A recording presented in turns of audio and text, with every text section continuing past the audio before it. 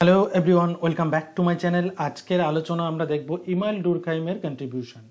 Email ডুরখাইমের সোশিওলজিতে কোন কোন কনসেপ্টগুলো প্রদান করেছেন আমরা খুব সংক্ষেপে সেই কনসেপ্টগুলোর একটু বেসিক আইডিয়া দেওয়ার চেষ্টা করব। ওকে, তো তোমরা অনেকেই জানো যে ইমাইল ডুরখাইমের কি কি কনসেপ্ট আছে, কিন্তু কনসেপ্টগুলোর বেসিক আইডিয়া অনেকেরই নেই। আমি খুব ছোট করে প্রত্যেকটা কনসেপ্টের আইডিয়া দেওয়ার চেষ্টা করব, যে প্রত্যেকটা ধারণার মধ্য দিয়ে কি বোঝাতে চেয়েছেন, কোন পার্সপেক্টিভে বোঝাতে চেয়েছেন। ওকে, এগুলোর ইনডেপথ স্টাডি বা ইনডেপথ আলোচনা আজকের ক্লাসে হবে না, জাস্ট একটা ছোট করে কনসেপশন ক্লিয়ারের একটা ক্লাস। এবং বলে রাখি, এটা basically sociology optional, sociology honours general রয়েছে যারা তাদেরও ইমাইল ডুরখাইম পড়তে হবে। মেজর মাইনর সোশিওলজি যারা আছো তাদেরকেও পড়তে হবে। এছাড়াও যারা এনএসইউ আছো তাদের জন্য গুরুত্বপূর্ণ। ওকে, চলো আজকে দেখে নিই ইমাইল ডুরখাইমের কি কি কন্ট্রিবিউশন আছে। দেখো, প্রথমে বলি ইমাইল ডুরখাইম একজন ফ্রেঞ্চ সোশিওলজিস্ট এবং ইনি কিন্তু একজন ফাউন্ডিং ফাদার অফ সোশিওলজি। আমরা অগাস্ট কোতকে জানি ফাদার অফ সোশিওলজি, কিন্তু আমরা ফাউন্ডিং ফাদার হিসেবে যদি দেখি, ইমাইল ডুরখাইমের কিন্তু অবদান আছে। ইনি একজন ফাউন্ডিং ফাদার হিসেবে আছেন, widely regarded as one of the founding figure of sociology.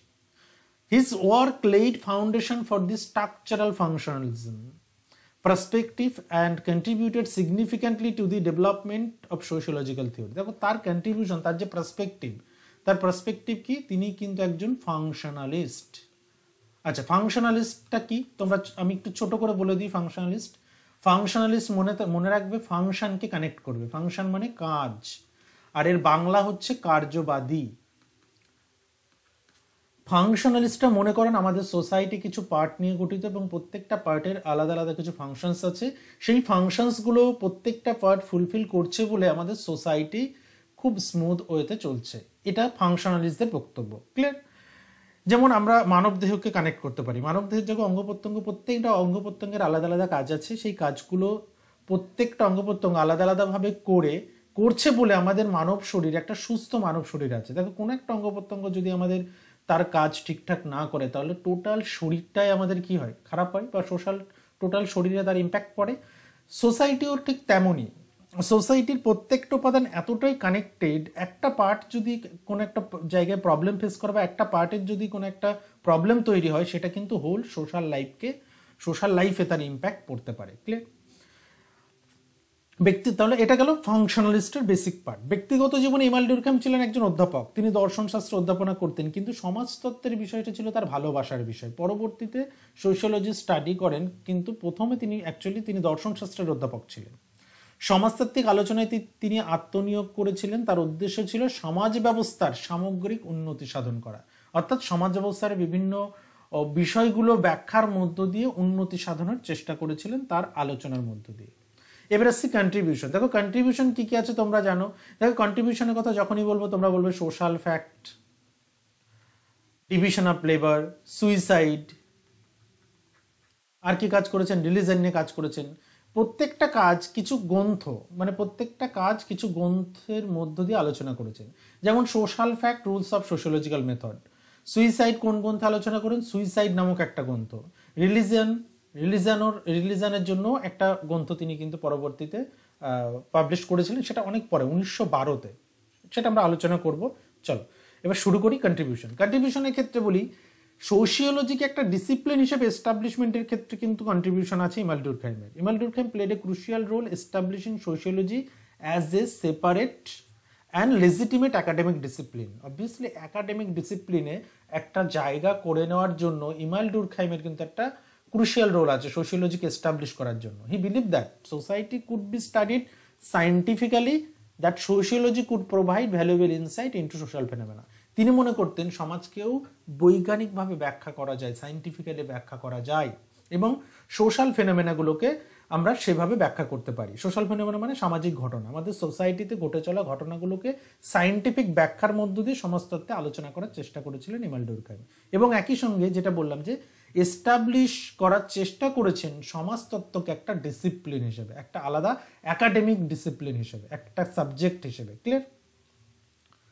Number 2 contribution social fact. Emile Durkheim introduce this concept. Social fact মানেই কিন্তু আমরা জানি যে ইন্ট্রোডিউস করেছেন Emile Durkheim, which he define as a external. এই ওয়ার্ডগুলোর মানে তোমরা পরবর্তীতে যখন সোশ্যাল ফ্যাক্টর আলাদা ক্লাস করবে আরও ডিপলি বুঝবে। এক্সটার্নাল মানে বাইরের কোনো বিষয়, বাইরে থেকে তোমার উপর ফোর্স করা। Observable, observable phenomena that coercive influence. Coercive মানে একটা বলা যেতে পারে প্রেশার ক্রিয়েট করে বা বলা যেতে পারে চাপিয়ে দেওয়া অন দ্য ইন্ডিভিজুয়াল। বোঝা গেল? তাহলে সোশ্যাল ফ্যাক্ট এমন একটা বিষয় তিনি ডিফাইন করছেন, এক্সটার্নাল অবজারভেবল ফেনোমেনা এবং ক্রোয়েসিভ ইনফ্লুয়েন্স রয়েছে, অর্থাৎ ব্যক্তির উপর চাপিয়ে দেওয়া হচ্ছে।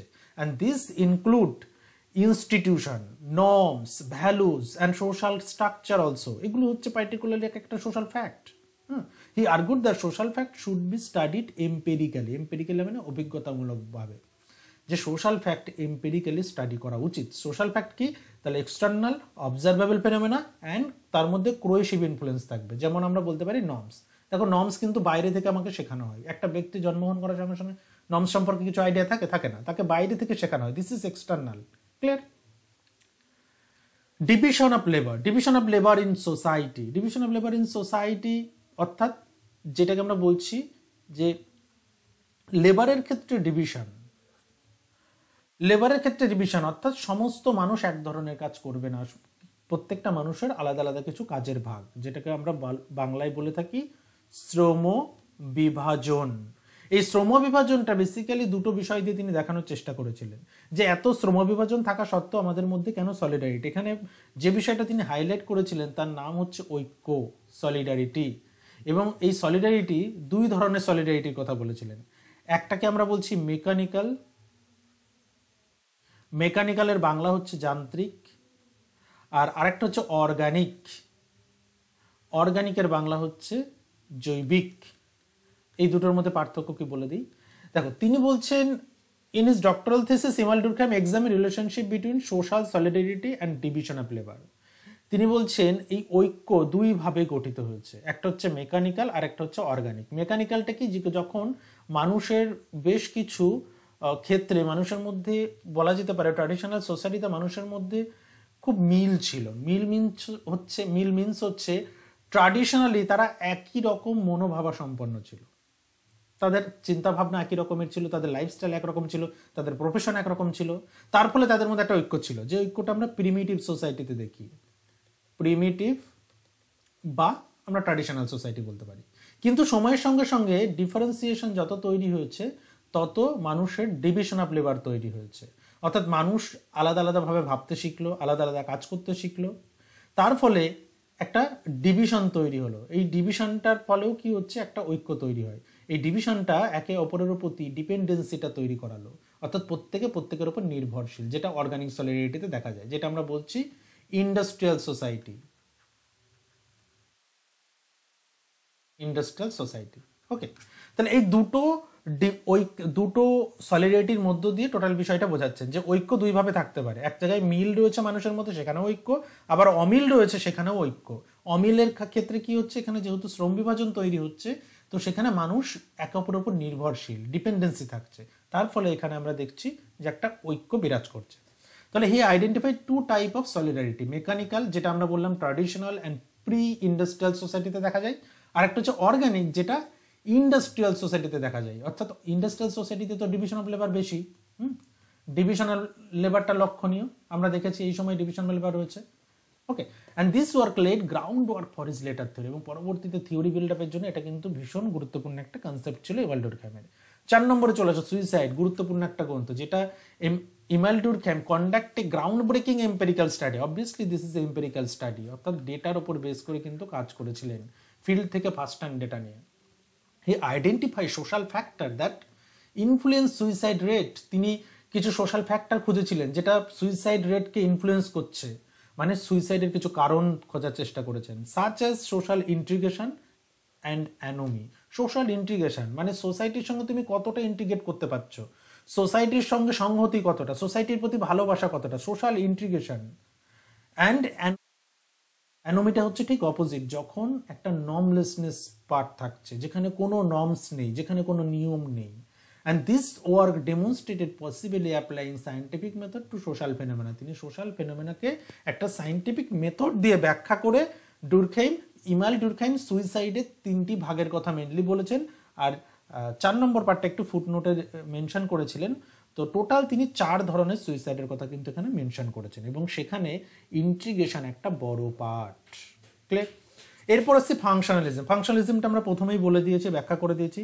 ডুরখাইম consider one of the founder functionalist perspective in sociology.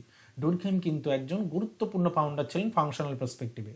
আচ্ছা, ডুরখাইম যখনই আমরা ফাংশনালিস্টের কথা বলবো বা ফাংশনালিজমের কথা বলবো, অবভিয়াসলি কিন্তু ডুরখাইম আসবে, কারণ ডুরখাইম সমাজ ব্যবস্থাকে এমনভাবে দেখেছিলেন যে সমাজের প্রত্যেকটা অংশের কিছু না কিছু কাজ আছে, তারা সেই কাজগুলো করবার মধ্য দিয়ে আমাদের সোসাইটির যে স্ট্রাকচার, সোসাইটির যে অর্ডার, সেটাকে মেনটেন রেখেছে, এবং পার্টিকুলারলি সোসাইটিতে একটা স্মুথনেস আছে, সোসাইটিতে কোনো প্রবলেম নেই, প্রত্যেকটা পার্ট কাজ করছে, কাজ করার মধ্য দিয়ে সোসাইটি এক্সিস্ট করছে। Clear?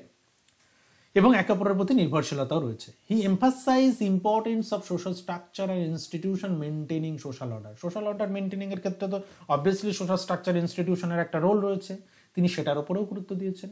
And according to Durkheim, each part of society serve function in maintaining the stability of whole. বোঝা গেল, ডুরখাইমের মতানুসারে প্রত্যেকটা সোসাইটির প্রত্যেকটা পার্ট কিন্তু তাদের ফাংশনস রয়েছে, সেই ফাংশনসগুলি সোসাইটির স্টেবিলিটি মেনটেন করে। সোসাইটি যে একটা স্টেবল, সেই স্টেবল সোসাইটি মেনটেনের ক্ষেত্রে প্রত্যেকটা পার্টের কাজ করা খুব গুরুত্বপূর্ণ। যেটা আমরা একদম প্রথমেই বললাম যে আমাদের মানব শরীরের একটা অঙ্গ প্রত্যঙ্গ যদি কোনো রকমভাবে তার কাজ করা বন্ধ করে দেয়, তাহলে কিন্তু দেখবে আজকে মাথা যন্ত্রণা করছে, মানে এমন নয় মুখের কি মাথা যন্ত্রণা করছে তো আমি মুখ দিয়ে বলবো, এমন ব্যাপার হয় কি? হয় না, কারণ কানেক্টেড, তারা একে অপরের উপর নির্ভরশীল। আমাদের হিউম্যান সোসাইটিও তাই, লাইক এ হিউম্যান বডি। এটা হারবার্ট স্পেন্সারের অর্গানিক অ্যানালজি দিয়ে হারবার্ট স্পেন্সার এটাকে ব্যাখ্যা করেছেন। প্রসঙ্গত বলি, হারবার্ট স্পেন্সারও কিন্তু একজন ফাংশনালিস্ট। ক্লিয়ার? তাহলে এই যে ফাংশনালিজমের বক্তব্যটা ভীষণ ক্লিয়ার থাকা প্রয়োজন। ফাংশনালিজম এই পার্টটা কিন্তু না বুঝলে তোমরা পরবর্তী পার্টগুলো কানেক্ট করতে পারবে না। অ্যানোমি, অ্যানোমি যেটা বললাম কি, নর্মলেসনেস, অর্থাৎ কোনো নর্মস নেই। ডুরখাইম ইন্ট্রোডিউস দি কনসেপ্ট অ্যানোমি, পরবর্তীতে কাজ করেছিলেন এটাকে নিয়ে আরকে মার্টন। তোমরা আরকে মার্টন যখন পড়বে দেখবে, describe the state of normlessness, breakdown of social norm. Social norms যখন ব্রেকডাউন হয়, কোনো নর্মস যখন না থাকে, তখন যে সিচুয়েশনটা তৈরি হয় সেটা হচ্ছে অ্যানোমি। অ্যানোমি কি করে? Anomie occurs when there is a disconnection between individual aspiration and societal expectation. ইন্ডিভিজুয়ালের কাছ থেকে সোসাইটি যা এক্সপেকটেশন করে, অর্থাৎ তুমি একটা ইন্ডিভিজুয়াল, আমরা প্রত্যেকে ইন্ডিভিজুয়াল, আমাদের প্রত্যেকের কাছ থেকে সোসাইটি কিছু এক্সপেকটেশন করে, সেই এক্সপেকটেশনটা যদি ফুলফিল না হয়, তাহলে একটা ডিসকানেকশন তৈরি হয়, সেটা কিন্তু সোসাইটিতে কি হবে? সোসাইটিতে একটা প্রবলেম তৈরি করবে। অ্যানোমি হচ্ছে এমন একটা পার্টিকুলার সিচুয়েশন যেখানে কোনো নর্মস থাকবে না। This concept became influential understanding social change and deviance. পরবর্তীতে এটা ডেভিয়েন্স এবং সোশ্যাল চেঞ্জকে বুঝতে এটা অনেক হেল্প করেছে, এবং পরবর্তীতে আরকে মার্টন এটাকে নিয়ে কাজ করেছেন। ওকে, তো এই হচ্ছে টোটাল অ্যানোমির পার্টটা। এবার হচ্ছে রিলিজিয়ানের যে পার্টটা বলছিলাম, যে রিলিজিয়ান নিয়ে পরবর্তীতে কাজ করেছেন ইমাইল ডুরখাইম, যেটা 1912-তে তার বইটা পাবলিশড হয়েছিল। এবং ইমাইল ডুরখাইম রিলিজিয়ানকেও কিন্তু ফাংশনাল পার্সপেক্টিভে দেখেছেন। তাহলে কি বক্তব্য হবে? বক্তব্য একটাই, যে রিলিজিয়ান একটা সোসাইটির পার্ট, এবং এই রিলিজিয়ানের কিছু ফাংশনস আছে এবং ধর্মের কিছু কাজ আছে, সেই অ্যাঙ্গেল থেকে বা সেই পার্সপেক্টিভ থেকে দেখেছেন, বিকজ ইমাইল ডুরখাইম কিন্তু ফাংশনালিস্ট ছিলেন। Clear? Emile Durkheim explore role of religion in society. সমাজে ধর্মের গুরুত্ব কি, সমাজে ধর্মের ভূমিকা কি, arguing that provide a moral framework and sense of social solidarity। তিনি সোশ্যাল সলিডারিটির একটা ফ্রেমওয়ার্ক দিয়ে তিনি আর্গুও করেছিলেন যে সোসাইটিতে রিলিজিয়ানের একটা রোল আছে to bind solidarity, social solidarity ধরে রাখার ক্ষেত্রে, সংহতি ধরে রাখার ক্ষেত্রে, ঐক্য ধরে রাখার ক্ষেত্রে ধর্মের একটা গুরুত্ব আছে। Clear? He study totemic society in the elementary forms of religious life, যে গ্রন্থটার কথা আমি একদম প্রথমেই বললাম, যে পরবর্তীতে তিনি ধর্মের উপর ইন্টারেস্টেড হয়ে elementary forms of religious life 1912 একটা বই পাবলিশ করেন, যে বইতে টোটেমিক সোসাইটি নিয়ে তিনি স্টাডি করেছিলেন, examining how religious symbol and ritual contribute to social cohesion. কিভাবে এই যে রিলিজিয়াস সিম্বল এবং রিচুয়ালস সোশ্যাল কোহেশন ধরে রাখে, কোহেশনটাকেও আমরা সোশ্যাল সলিডারিটির মতোই বলতে পারি। ওকে, তাহলে পার্টিকুলারলি তিনি গুরুত্ব দিচ্ছেন এটা, যে ধর্মের একটা রোল রয়েছে, কিসের ক্ষেত্রে? অবভিয়াসলি আমাদের সোসাইটির বাইন্ডিং, সোসাইটির স্টেবিলিটির ক্ষেত্রে। ক্লিয়ার? এডুকেশনাল সোশ্যোলজিতে চলে আসো। As a chair of education university of Bordeaux, Durkheim contribute development of educational sociology. He believed that education play a crucial role, transmission of societal value and integration of individual into society. তিনি মনে করতেন যে societal value, সোসাইটির value এই যে transmit হচ্ছে, এই ট্রান্সমিটটা কিসের মধ্যে দিয়ে হচ্ছে? Through education. সো তিনি দেখেছিলেন এডুকেশনের একটা রোল রয়েছে, এডুকেশন একটা ক্রুশিয়াল রোল প্লে করছে আমাদের সোসাইটির ভ্যালু ইন্টিগ্রেশন, ইন্ডিভিজুয়ালের একটা সোসাইটিতে এই ভ্যালুজ এবং ইন্টিগ্রেশনের পার্টটা এডুকেশনের থ্রু পরবর্তী জেনারেশনের ট্রান্সমিশন হচ্ছে। সো এডুকেশনের একটা গুরুত্বপূর্ণ রোল আছে বলে তিনি মনে করতেন। এবং এখানে কিন্তু তিনি একটা টার্ম ইউজ করেছিলেন, মরাল education. Durkheim emphasized on scientific study of society and his focus on fact influenced subsequent generation of sociologists, and his work laid framework groundwork for study of social institution, integration and impact of social force individual behavior. তাহলে particularly email ডুরখাইম কিন্তু এই যে সাতটা concept আমরা দেখলাম, এই কনসেপ্টগুলো দিয়ে সোশিওলজির ফিল্ডটাকে একটা খুব গুরুত্বপূর্ণ, সোশিওলজি ফিল্ডে একটা গুরুত্বপূর্ণ অবদান তিনি রেখেছেন, যেগুলো পরবর্তীতে অনেক কাজ হয়েছে এই থিওরিগুলোকে নিয়ে এবং পরবর্তীতে অনেক তাত্ত্বিকরা এগুলোকে ডেভেলপ করেছেন। ওকে, তো মোটামুটি আজকের কন্ট্রিবিউশনটা এই পর্যন্তই। আমরা নেক্সট ক্লাসে এর মধ্যে থেকে যে কোনো একটা পার্ট তোমরা মনে করে রাখতে পারো, সোশ্যাল ফ্যাক্টটাই শুরু হবে। সোশ্যাল ফ্যাক্ট দিয়ে আমরা শুরু করব, যে সোশ্যাল ফ্যাক্ট বলতে তিনি কি বুঝিয়েছেন, সোশ্যাল ফ্যাক্টের ডিটেলস আলোচনা হবে। ওকে, দেখা হচ্ছে নেক্সট ক্লাসে। কোনো রকম কনফিউশন থাকলে অবশ্যই তোমরা কমেন্ট বক্সে জানিও। আর যদি ভিডিওটা ভালো লাগে বন্ধুদের সঙ্গে শেয়ার করে দিও, আর চ্যানেলটা এখনও যদি সাবস্ক্রাইব না করে থাকো সাবস্ক্রাইব করে নিও।